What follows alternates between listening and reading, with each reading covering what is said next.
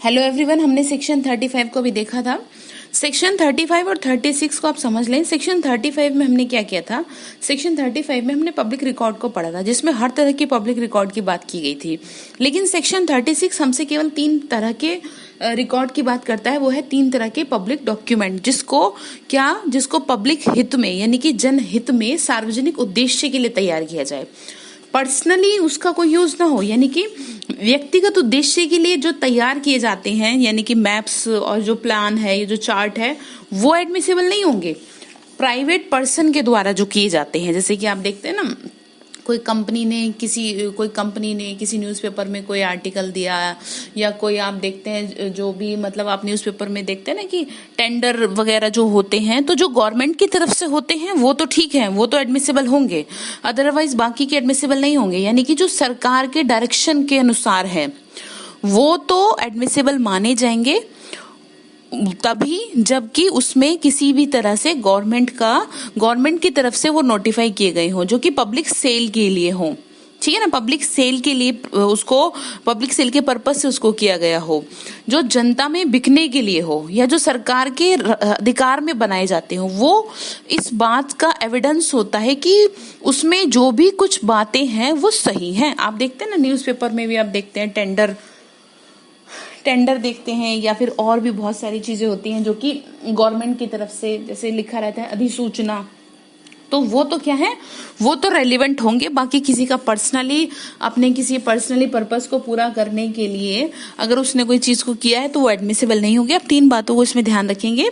आपका क्या बताया मैंने? मैप, चार्ट और प्लान। ठीक है, यानी कि जो कि किसी इस चीज को शो करते हैं कि जिसमें किसी न किसी तरह पब्लिक का फायदा हो रहा है, तो वो रेलिवेंट माने जाएंगे। तो सेक्शन 36 जो है, सेक्शन 36 इसी तरह के डॉक्यूमेंट के लिए बताया गया, और इसी तरह के डॉक्यूमेंट्स से रिलेटेड जो भी फैक्ट एंड इश्यूज उसमें दिए गए हैं, ये रेलिवेंट फैक्ट है, वो इसको एडमिसिबल करता है।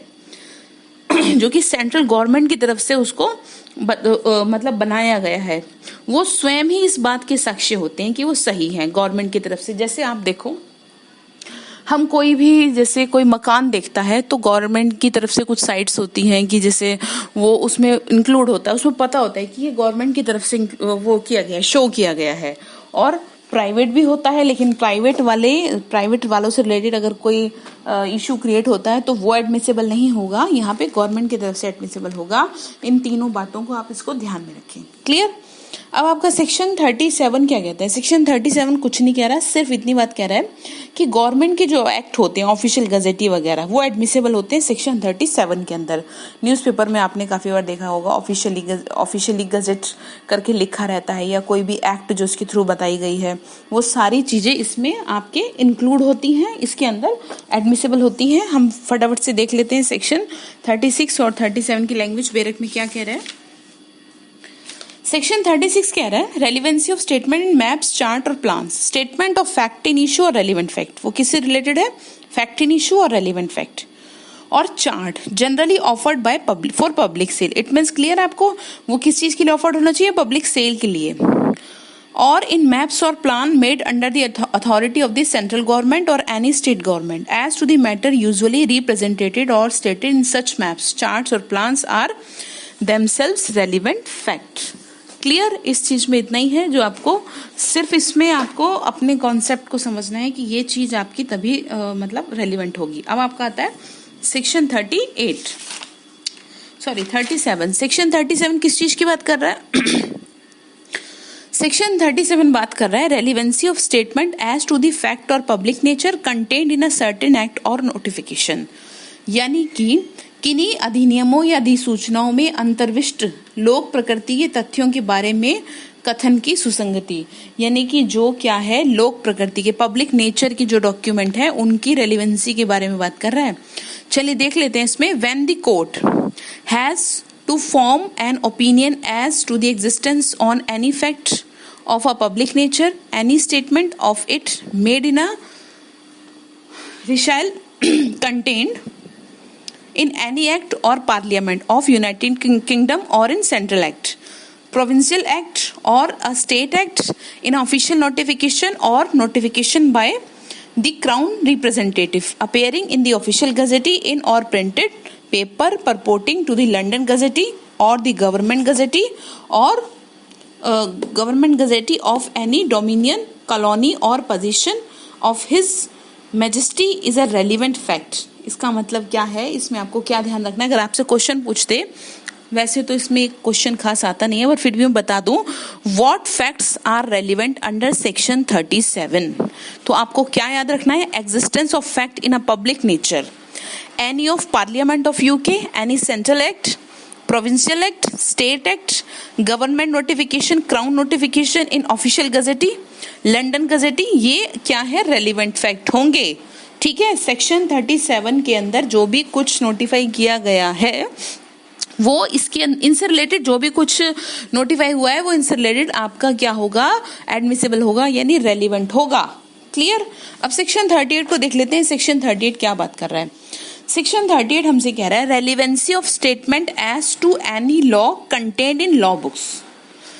Relevancy of statement as to any law, it means court को किसी कंट्री के लॉ के ऊपर किसी तरह की कोई क्या चाहिए, ओपिनियन करनी है, तो उस लॉ से रिलेटेड जो भी स्टेटमेंट होगी जो उस बुक में है या उस डिसीजन में है, तो जो भी उस डिसीजन में है जो वहाँ के कोर्ट ने पब्लिश किया या कंट्री के कोर्ट ने दिया हो, तो वो क्या होगी, सेक्शन 38 में रेलिवेंट होगी. सेक्शन की लैंग्वेज को देख लेते हैं. सेक्शन में लिखा है relevancy of statement when the court has to form as opinion as to a law of any country. ठीक है ना, क्या चाहिए उसको, ओपिनियन चाहिए. Any state of such law contained in a book purporting to the printed और published under the authority of the government of such country and to contain any such law and any report of a ruling of the court of such country contained in a book purporting to be a report of such ruling is relevant. Simple भाषा में आप ये बात समझ लीजिए कि जब किसी कोर्ट को किसी देश की विधि के बारे में राय बनानी है, जब किसी कोर्ट को किसी देश की विधि के बारे में राय बनानी है, तब ऐसी विधि का, तब ऐसी लॉ का कोई भी स्टेटमेंट जो ऐसी बुक में दिया गया है, उस बुक में दिया गया ना जिसके अगेंस्ट उसको बनानी है, तो ऐसे देश की सरकार या उसकी अथॉरिटी के अंदर जो भी कुछ पब्लिश किया गया है, ठीक है ना, जो भी कोई रूलिंग पास हुई है, डिसीजन पास हुआ है, जो भी कुछ है, तो ऐसे कोर्ट के डिसीजन की कोई रिपोर्ट, जो ऐसे डिसीजन की रिपोर्ट उसमें इंक्लूड है, वो क्या है, या उस पुस्तक में है या उस कोर्ट में है, वो होगी रेलिवेंट. आई होप ये सेक्शन 36, 37, 38 आपको क्लियर होगा. इसमें जो आपको ध्यान रखना एग्जाम के पॉइंट ऑफ व्यू से, बस इसको रीड कर लेना है. प्री में पूछता है, मेंस में इसमें ऐसा कुछ नहीं आता. और वैसे भी मैं आपको अलग से साथ साथ जब 30 सेक्शन कंप्लीट होते जाएंगे, मैं आपको अलग से उसमें जो इम्पोर्टेंट है उसी पे बात करूंगी. Thank you so much.